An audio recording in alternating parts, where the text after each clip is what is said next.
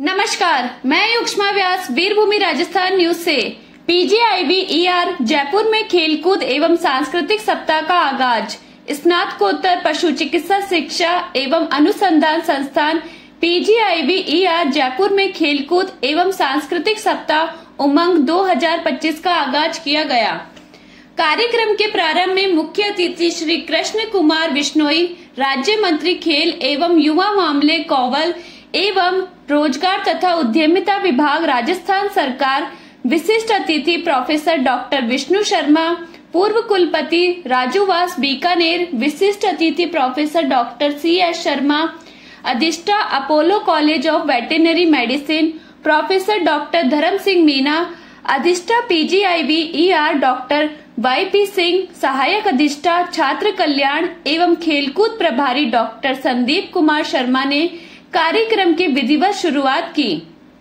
कार्यक्रम के स्वागत अभिभाषण में डॉक्टर धर्म सिंह मीना ने मुख्य अतिथि को संस्थान की उपलब्धियों की ओर ध्यान आकर्षित किया तथा संस्थान के विद्यार्थियों के शारीरिक व मानसिक विकास हेतु इंडोर स्टेडियम बनवाने की मांग रखी। कार्यक्रम के विशिष्ट अतिथि डॉक्टर विष्णु शर्मा ने पशुपालन के क्षेत्र में कौशल विकास की उन्नति के लिए राज्य मंत्री को केंद्र तथा राज्य सरकार के समक्ष कौशल विकास के नए केंद्र स्थापित करने की मंशा जाहिर की। कार्यक्रम के मुख्य अतिथि के बिश्नोई ने संस्थान की खेलकूद तथा कौशल विकास की जरूरतों को जल्द से जल्द पूर्ण करने का आश्वासन तथा संस्थान को इस प्रक्रिया हेतु पत्र व्यवहार करने का सुझाव दिया। अपने अभिभाषण में राज्य मंत्री ने खेल कूद के क्षेत्र में भारत का विश्व में परचम स्थापित करने वाले खिलाड़ियों को भी याद किया। के बिश्नोई ने केंद्र तथा राज्य सरकार द्वारा कौशल विकास हेतु शुरू किए गए संस्थान एवं कार्यक्रम से सभी को अवगत किया। संस्थान के खेलकूद प्रभारी डॉक्टर संदीप कुमार शर्मा ने आगामी 7 दिवसों तक आयोजित होने वाले विभिन्न खेलकूद एवं सांस्कृतिक कार्यक्रमों को दिनदर्शिका से भी आगंतुकों को अवगत किया तथा कार्यक्रम को सफल बनाने में प्रत्यक्ष व अप्रत्यक्ष रूप से भागीदारी निभाने वाले व्यक्तियों को धन्यवाद ज्ञापित किया। कार्यक्रम का मंच संचालन डॉक्टर बरका गुप्ता द्वारा किया गया। मैं doctor Sandeep Kumar Sharma assistant professor हूँ। PGIBER post graduate institute of veterinary education research institute है वेटनरी एजुकेशन के लिए जयपुर जामडोली में। अब यहाँ हम खेलकूद सप्ताह उमंग 2025 मना रहे हैं, जिसमें कि आज कार्यक्रम का उद्घाटन किया गया है। हमारे श्री के बिश्नोई जी राज्य मंत्री जी पधारे थे। उनके संग अन्य सम्मानीय अतिथिगण भी professor doctor DS Meena ji जो हमारे अधिष्ठाता हैं, उनके मार्गदर्शन में हम 7 दिन तक विभिन्न खेलकूद प्रतियोगिताएं साथ में सांस्कृतिक कार्यक्रम आयोजन करेंगे। क्योंकि खेलकूद में सांस्कृतिक कार्यक्रम बच्चों के सर्वांगीण विकास के लिए बहुत जरूरी होते हैं, इसलिए हर साल हम पूरे सप्ताह हर्षोल्लास से इस तरह के कार्यक्रम का आयोजन करते हैं और बच्चों के सर्वांगीण विकास के लिए प्रयासरत रहते हैं। जी नहीं, मंत्री जी आए तो कोई किसी तरह कोई घोषणा या कोई किस तरह कोई आज कार्यक्रम में राज्य मंत्री जी श्री के बिश्नोई जी पधारे थे। क्योंकि हमारे यहाँ थोड़ा खेलकूद को लेकर सुविधाओं का अभाव है, नया संस्थान है, तो उन्होंने हमें आश्वासन दिया है कि प्रॉपर चैनल से कुछ हम प्रपोजल भेजेंगे, तो इंडोर कॉम्प्लेक्स जो है स्पोर्ट्स का वो बनवाने के लिए आश्वासन देके गए हैं मंत्री जी यहाँ पे। आज के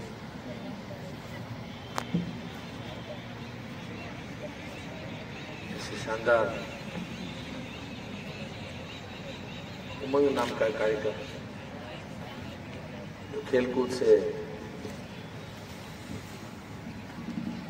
अभी मैं बैठे बैठे देख रहा था, जब संदीप शर्मा जी का नाम है, सारे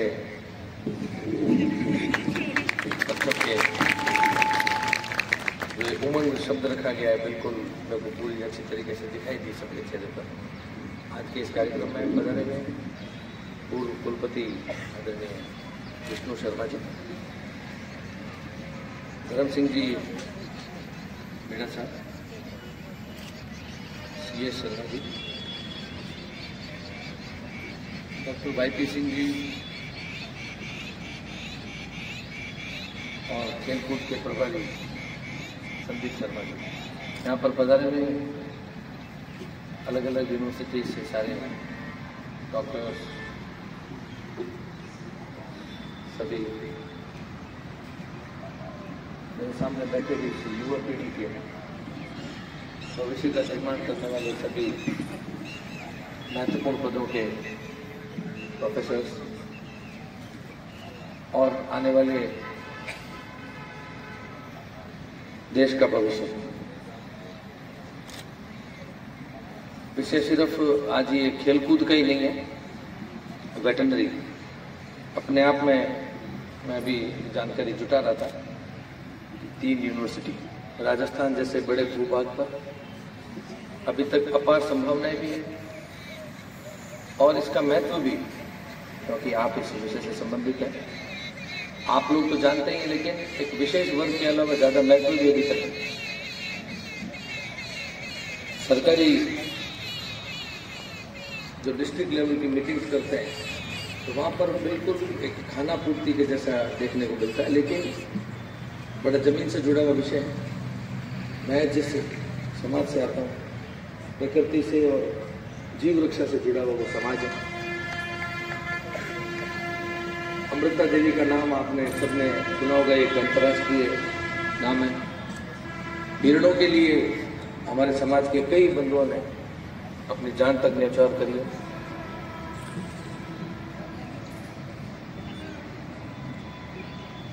अलग अलग समय पर जब भी डिस्ट्रिक्ट लेवल की मीटिंग्स के अंदर चर्चा करने का अवसर मिलता है, तब सदैव इस विषय को मैं विशेषकर ध्यान से इसकी चर्चा भी करते हैं।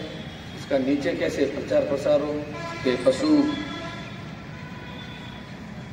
चिकित्सक आपके जो नीचे जमीन पर जुड़े हुए काम करने वाले तो GNM, इन सब का जो वर्किंग स्टाइल है खूब मेहनती होते हैं। गांव के अंदर बहुत इनकी जमीन स्तर पर पकड़ भी होती है, बड़ा प्रेम करते हैं गांव के लोग। एक पशु चिकित्सक को आप वहां से गांव से ट्रांसफर करके देख लो, पूरा गांव इकट्ठा होकर आता है। तो आप लोगों के इस प्रोफेशन से बड़े जुड़ा हुआ एक आम आदमी का, खास आदमी का गांव में जुड़े हुए। अभी जिस समय में देश चल रहा है, अभी जिस कालखंड में आप और हम यहाँ पर आज बैठे हुए इस कार्यक्रम में साक्षी भी हो रहे हैं। लगातार तीसरी बार देश का नेतृत्व आदरणीय यशस्वी प्रधानमंत्री नरेंद्र मोदी जी कर रहे हैं। सदैव वो कहते हैं कि मेरा देश बदल रहा है। आज से ठीक 2 वर्ष पूर्व आजादी का अमृत महोत्सव मनाते हुए अपन सबको राष्ट्रीयता की भावना घर घर तक कैसे पहुंचाई जाए, नियमों में, कानून में परिवर्तन करके सिर्फ बड़ी बड़ी इमारतों पे नहीं, दूर दराज खेतों में, ढाणियों में, पेड़ों तक तिरंगा लहराता हुआ आपने और हमने सबने 2 वर्ष पूर्व देखा। सिर्फ आजादी का अमृत महोत्सव ही नहीं मनाया, आगे 25 वर्ष का लक्ष्य लेते हुए 2047 का विकसित भारत का संकल्प भी लिया, अपने को एक मार्गदर्शन दिया, एक दिशा दी। लेकिन सिर्फ प्रधानमंत्री जी के आह्वान से, सिर्फ उनकी अपील से ये कभी संभव न होने वाला काम है। आपको और हमको, अपन दूर दराज गांव से आते हैं, आपको और हमको विकसित मानसिकता बनानी पड़ेगी, सोच को विकसित बनाना पड़ेगा। अपने को जो एक व्यवस्था परिवर्तन, अक्सर हमारे यशस्वी मुख्यमंत्री भजन लाल जी पिछले 1 वर्ष से प्रदेश का नेतृत्व कर रहे हैं। विकसित भारत और विकसित राजस्थान का जो एक संकल्प लेकर के कार्य किया जा रहा है, व्यवस्था परिवर्तन की चर्चा होती है। तो जिस व्यवस्था, जिस कार्य प्रणाली के तहत अपन सब पिछले कई वर्षों से काम करते हैं, आप लोग तो आने वाले समय की युवा पीढ़ी है, विश्व की सर्वाधिक युवा, विश्व में सर्वाधिक युवा हिंदुस्तान के अंदर, ये एक आने वाले समय की बहुत बड़ी ताकत है। विकसित देशों ने संसाधन जुटा लिए हैं, विकसित देशों में बड़ी बड़ी बिल्डिंग है, ऑफिसेज, भवन, इंफ्रास्ट्रक्चर सब बन चुका है, लेकिन वहां पर रिटायरमेंट वाले लोग ज्यादा हैं। आने वाले समय में, अभी आदरणीय विष्णु शर्मा जी ने कौशल विकास का भी जिक्र किया, आने वाले समय में जैसे कि प्रधानमंत्री जी ने आज से ठीक 10 वर्ष पूर्व कौशल विकास का, स्किल डेवलपमेंट का जो एक बहुत ही सुंदर और महत्वपूर्ण विषय उठाया भी डिपार्टमेंट ने बनाया।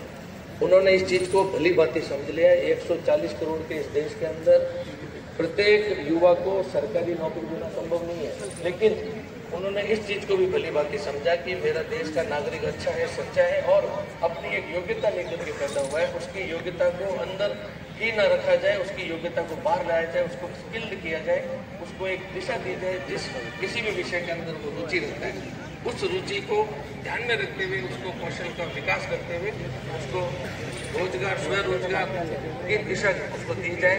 ऐसा एक बहुत ही अच्छा प्रयत्न आदरणीय प्रधानमंत्री जी ने देश के अंदर किया ही नहीं, उसका बहुत फायदा भी मिल रहा है। अलग अलग देशों से अभी अपने आदरणीय मुख्यमंत्री जापान, कोरिया, जर्मनी, यूके, इन सब देशों के अंदर जाके आदरणीय कैबिनेट मंत्री राज्यवर्धन जी भी यूएई, सिंगापुर, स्विट्जरलैंड, मेरा स्वयं का भी इटली, सऊदी अरबिया, अलग अलग देशों के अंदर हमारा राइजिंग राजस्थान जैसे एक महत्वपूर्ण विषय पर जाना हुआ। वहाँ के सरकारों से, वहाँ के अलग अलग व्यापारियों से, उद्यमियों से सबसे मिलना हुआ। वहाँ पर भी आने वाले समय में अलग अलग देशों के अंदर बहुत बड़ी संख्या में आप युवा पीढ़ी की जो अलग अलग क्षेत्र में अपना कौशल रखने वाले, अलग अलग क्षेत्र में अपनी पकड़ रखने वालों की वहाँ पर बहुत भारी संख्या में डिमांड है। डिमांड ही नहीं, मैं आपको बताना चाहूँगा, आदरणीय वीसी साहब ने अभी जिक्र किया था कौशल विकास का।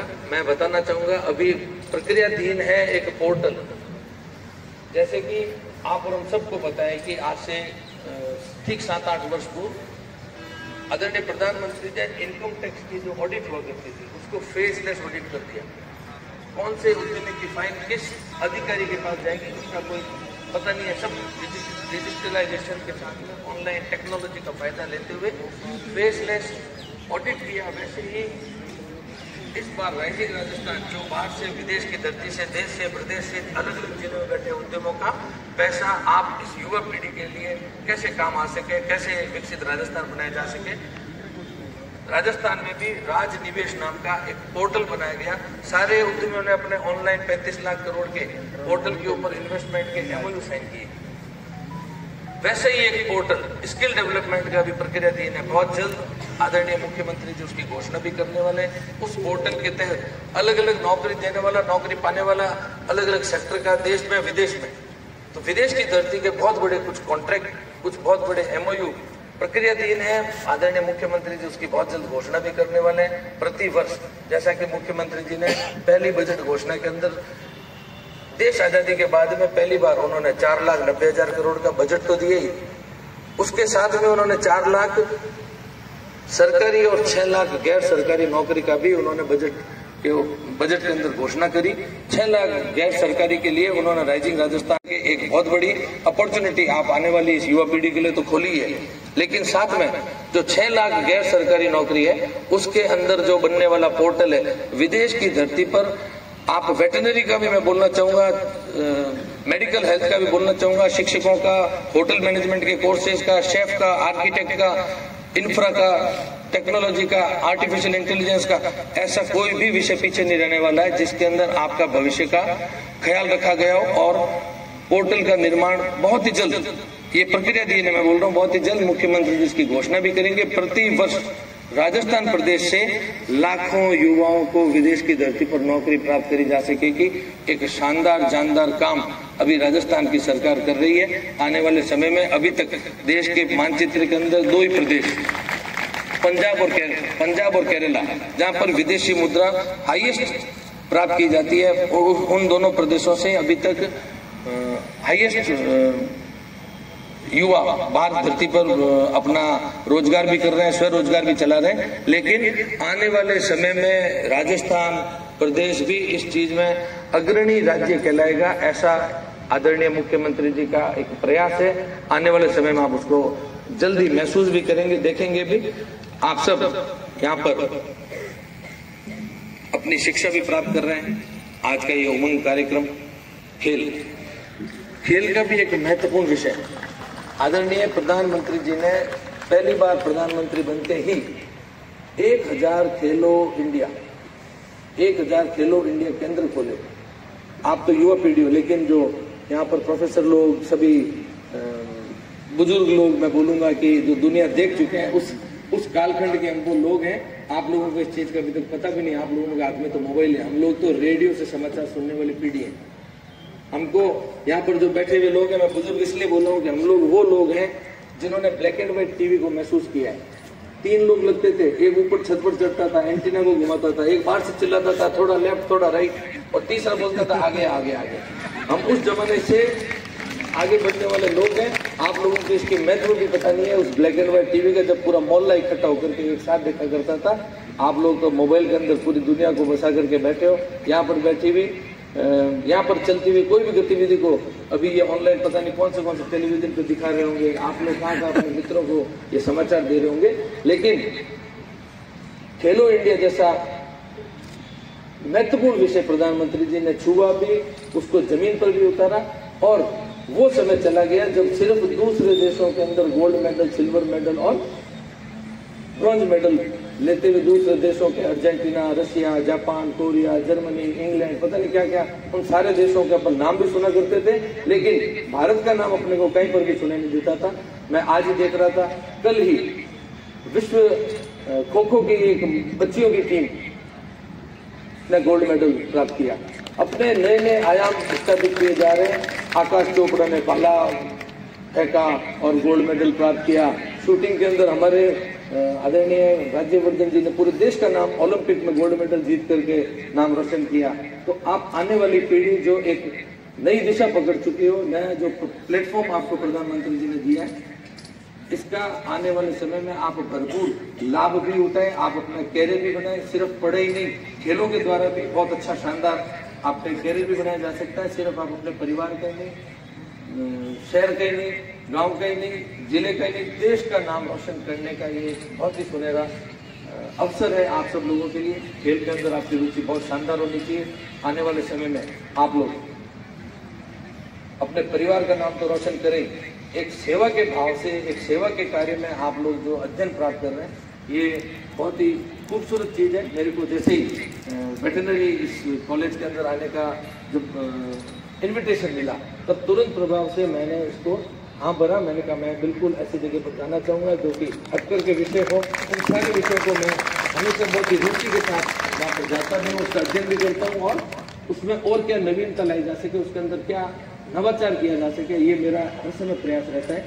कौशल विकास हो, चाहे खेल हो, चाहे उद्योग हो, देखते ही देखते आप बहुत बड़े परिवर्तन राजस्थान की इस धरती पर महसूस भी करेंगे 2027 में। जैसा कि हमारे यशस्वी मुख्यमंत्री जी अक्सर कहते हुए सुनाई देते हैं कि आने वाले समय में किसान रात को बिजली प्राप्त नहीं करेगा, वो दिन में ही खेती करेगा, शाम को खाना पकाएगा, खाना अपने परिवार के साथ बैठ करके खाएगा और टेलीविजन देखेगा और सो जाएगा। तो 2027 का वो लक्ष्य है, अपन 0 यूनिट बिजली बाहर से खरीदेंगे, खरीदना बंद, सिर्फ अपन खुद का ही उत्पादन करेंगे। बहुत बड़े बड़े उद्योग, आप जिस धरती पर यहाँ बैठे हैं, आपसे कुछ ही दूर ये जो दिल्ली मुंबई फ्रेट कॉरिडोर निकला है, उधर 3 रिफाइनरियों को टच करने वाला जो एक उपहार दिया हुआ आदरणीय प्रधानमंत्री जी का, अमृतसर, पचपदरा और जामनगर, 3 रिफाइनरी से जुड़ा हुआ हाईवे। इन दोनों हाईवे को जोड़ने वाला लालसोट पचपदरा का एक highway, rail freight corridor, solar का राजस्थान को दिया हुआ, जो जैसे जयपुर पिंक सिटी है, जोधपुर तो सन सिटी के नाम से जाना जाता है। आने वाले समय में बहुत सारे बड़े बड़े काम अभी प्रक्रियाधीन है। धरती धन जो माइनिंग के क्षेत्र में राजस्थान को एक उपहार के रूप में मिला हुआ है। बाड़मेर, जैसलमेर जैसी धरती, यहाँ के आप लोग नौकरी करने वाले लोगों को जब ठीक से कोई कार्य नहीं किया जाता था तो उनको बाड़मेर, जैसलमेर में फेंक दिए जाओ की धमकी दी जाती थी। लेकिन आज वहाँ पर लिग्नाइट, तेल, गैस, रिफाइनरी, दुनिया बदल चुकी है। मोदी जी अक्सर कहते हैं मेरा देश बदल रहा है, सिर्फ देश ही नहीं बदल रहा है, मैं कह रहा हूँ आने वाले इस हिंदुस्तान की इस युवा पीढ़ी का दिमाग, दिल और सोच भी बदल रही है। ऐसे ही मेरी आपको सबको शुभकामनाएं। आज के इस अवसर पर मेरे को आपके बीच में यहाँ आने का अवसर भी मिला और आप सबसे मैंने दर्शन भी किए। आगे भी आपके कॉलेज के अंदर आने जाने का सिलसिला बना हुआ रहेगा। आदरणीय मीणा जी ने जो डिमांड करी है, मैं मीणा जी से कहूँगा कुछ कागज चलाएं। कागज चलाने से बहुत कुछ होता है। हम इस विषय पर भी ध्यान रखेंगे और फिर से आपके अलग अलग कार्यक्रमों में आने जाने का सिलसिला बना हुआ रहेगा। बहुत बहुत धन्यवाद। आपने बहुत ही ठंडक से इस कार्यक्रम का शोभा भी बढ़ा के रखी, ध्यान से सबको सुना भी। और मैं उम्मीद करता हूँ कि आने वाले समय में हमारे द्वारा दी गई सलाह का आप उपयोग भी करेंगे। You will make use of our all the suggestions. मैं ऐसा उम्मीद करता हूँ आपसे। बहुत बहुत धन्यवाद। जय हिंद, जय भारत। भारत माता की, भारत माता